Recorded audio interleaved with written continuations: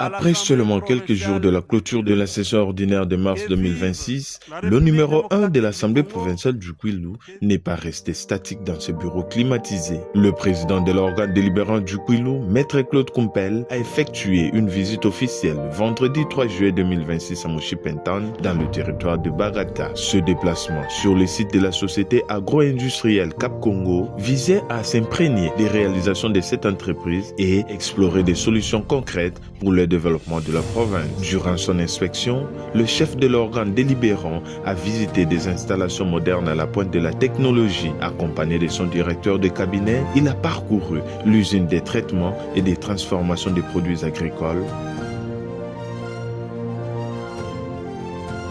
les infrastructures de stockage,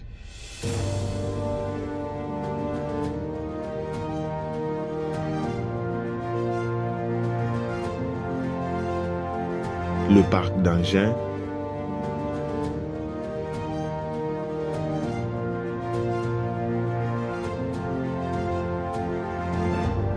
ainsi qu'un étang expérimental destiné à la pisciculture.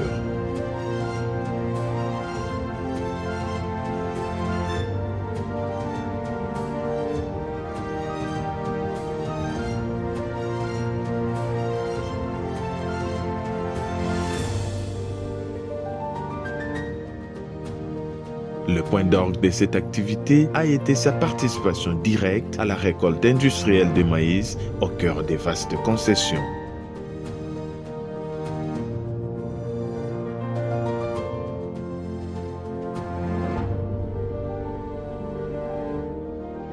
Au-delà de l'aspect purement agricole, c'est l'expertise de l'entreprise en matière du génie civil qui a retenu l'attention de l'autorité budgétaire. Les voies des dessertes agricoles aménagées au sein de la concession se distinguent par leur qualité et leur durabilité, même en période de fortes pluies. Ce succès repose sur des techniques locales maîtrisées de stabilisation des sols et de reprofilage des pistes. Face à ce constat, Maître Kumpel a ainsi recommandé au directeur provincial de l'Office de route d'intégrer ces techniques utilisées par Cap Congo. Il cible en priorité l'axe stratégique Bandundu-Bagata, un tronçon vital pour l'économie provinciale, mais victime de dégradations chroniques.